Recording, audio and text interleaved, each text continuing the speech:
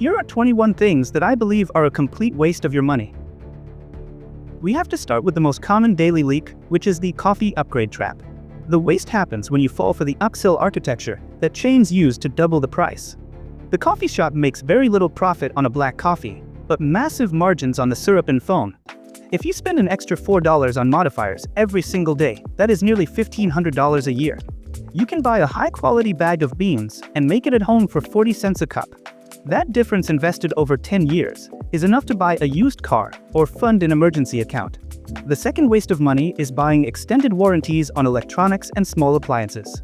The salesperson pushes these hard because the store makes more profit on the warranty than the product. The mathematical probability of a modern electronic device failing during that warranty period is extremely low. You are often paying 20% of the product's price to insure against a risk that rarely happens. Most premium credit cards already offer an extended warranty for free if you use them to buy the item. Instead of giving that money to the store, you should put it into your own emergency fund. If something breaks, you have the cash to fix it, and if it does not break, you keep the money.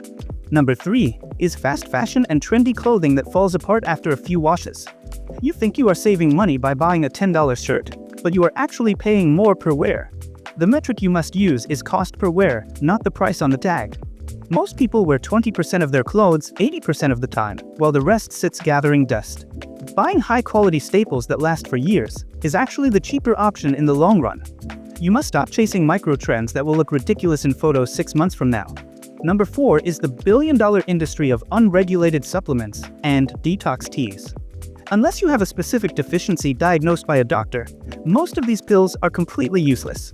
Your liver and your kidneys are already a world-class detox system that you get for free. You are paying a premium for marketing hype when you could just eat real food and drink water. The supplement industry is largely unregulated, meaning they can claim almost anything without proving it works. If you feel better after taking them, it is often just the expensive placebo effect at work. Number 5 is in-app purchases and microtransactions in mobile games and apps. These games are psychologically engineered to trigger dopamine hits and frustration to make you spend. You are not paying for a game, you are paying to bypass a deliberate inconvenience the developer created. Those digital skins and coins have absolutely zero value the moment you close the app. The best way to stop this is to unlink your credit card from your phone to add friction. You will be shocked at how much money you save when you make it harder to click buy. Number 6 is bank fees, including overdraft fees, maintenance fees, and ATM fees. Paying a bank to hold your money is one of the most absurd financial concepts in existence. There are dozens of online banks and credit unions that offer checking accounts with zero fees. Number 7 is buying premium gasoline for a car that only requires regular unleaded. Higher octane gas does not clean your engine better or give you more power in a standard car. It simply prevents knocking in high-performance engines, so check your manual and stop guessing. Number 8 is something I see people my age doing constantly, which is buying luxury goods for validation. This is a race with no finish line because there will always be someone with a more expensive item. I believe that if you need a logo to feel valuable, then you do not have enough internal value yet. True status is having assets that pay you, not liabilities that you wear to impress strangers. When you stop playing the status game, you immediately free up thousands of dollars for your freedom. Number 9 is buying a brand new car, especially when you finance it, based on monthly payments. The moment you drive a new car off the lot, it loses about 20% of its value immediately. Dealerships manipulate the loan term to lower the monthly payment, while hiding the massive total interest cost. The smart move is to let someone else pay that depreciation tax and buy a reliable 3-year-old car. But I want to show you the math on why this decision is actually costing you $1 million. Let's say you are 25 years old and you have the choice between a $40,000 new car and a $15,000 used car. That is a $25,000 difference. If you took that difference and invested it in the market instead, at a standard 8% return, that single decision would grow to over $500,000 by the time you retire. That new car smell is costing you $500,000 of your future freedom. Is it worth it? Every time you overspend on a depreciating asset, you are literally burning down your future financial house. Number 10 is home renovations that you convince yourself are an investment. Most renovations do not increase the value of your home by the amount of money you spend on them. If you want a new kitchen for your own enjoyment, that is fine, but do not call it an investment. We are talking about plugging the leaks in your finances, but you also need a strong foundation. In my book, I break down the core principles like Lesson 24, which teaches that every dollar must have a job.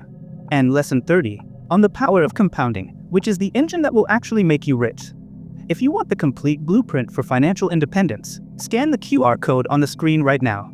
Number 11 is timeshares and vacation clubs, which are often marketed as assets but function like financial prisons. The industry sells you on the dream of a guaranteed luxury vacation, but they hide the nightmare of the lifetime contract. You are legally obligated to pay annual maintenance fees that rise faster than inflation, whether you ever use the unit or not. The resale value of a timeshare is often zero, because the supply is massive and the demand is virtually non-existent. You are far better off renting a luxury hotel room where you can check out and never pay another dime. Number 12 is high-end baby and pet gear, which is marketed entirely on your guilt. Marketers know that new parents want the best for their child, and they exploit that to sell overpriced plastic. Your infant does not know the difference between a designer crib and a safe, functional one from a standard store.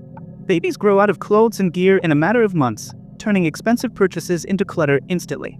The best gift you can give your child is not a branded stroller but a funded college savings account. Number 13 is spending money you do not have on a lavish wedding to impress people you barely know. The wedding industry applies a massive markup the moment you mention the event is a marriage ceremony. Starting your new life together with $50,000 of debt is a recipe for marital stress, not bliss. A study actually found that the more expensive the wedding, the higher the likelihood of divorce. Take that money and use it for a house down payment, or a honeymoon that you actually enjoy. Number 14 is falling for the annual tech refresh cycle and upgrading your phone every year. The difference between this year's phone and last year's phone is often negligible to the average user. Tech companies rely on planned obsolescence and FOMO to make you feel outdated when you are not. Replacing the battery in your current phone for $50 can often extend its life for another 2 years. I recommend a strict 3-year rule where you only upgrade when the functionality genuinely improves your life. Number 15 is one of the biggest wealth destroyers of all, which is high-fee mutual funds.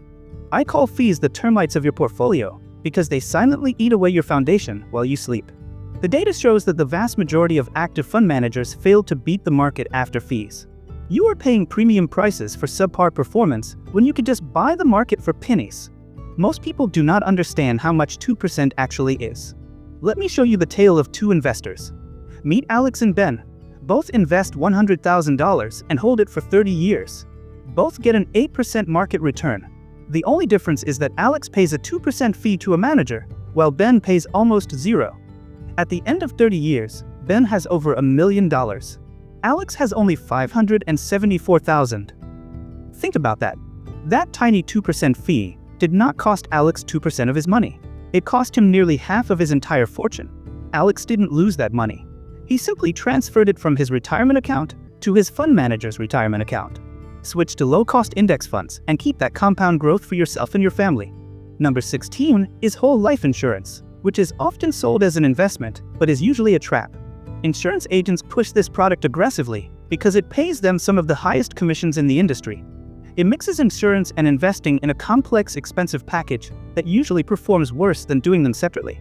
The golden rule is to buy term insurance for protection and invest the difference in your own brokerage account. This gives you better returns, lower fees, and most importantly, access to your own money when you need it. Number 17 is carrying a balance on your credit card to earn points or rewards. Paying 24% interest to earn 1% in airline miles is mathematically insane. The banks designed the reward system specifically to bait you into spending more than you can afford. If you cannot pay off the balance in full every single month, you should not be using a credit card. There is no flight or hotel room in the world that is worth paying double the price for. Number 18 is a silent killer, which is holding too much cash in a savings account. Inflation is a silent tax that erodes the purchasing power of your money every single day it sits idle. The safe feeling of cash is an illusion, because that cash buys less groceries every single year. You need an emergency fund of 3 to 6 months, but anything beyond that is losing you money. You must move that idle cash into assets that have the potential to grow faster than inflation. Number 19 is the tax on people who are bad at math, which is lottery tickets and gambling. You are statistically far more likely to be struck by lightning than you are to win the jackpot. If you invested that weekly lottery money into the global market instead, you would likely build a substantial nest egg. You are not buying a chance to win. You are buying a few moments of fantasy to escape your reality. Wealth is built through a system, not through a lucky ticket.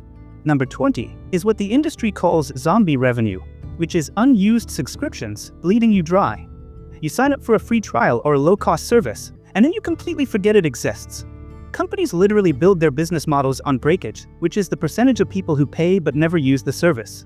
They make signing up incredibly easy with one click, but make canceling a nightmare that requires a phone call or a physical visit.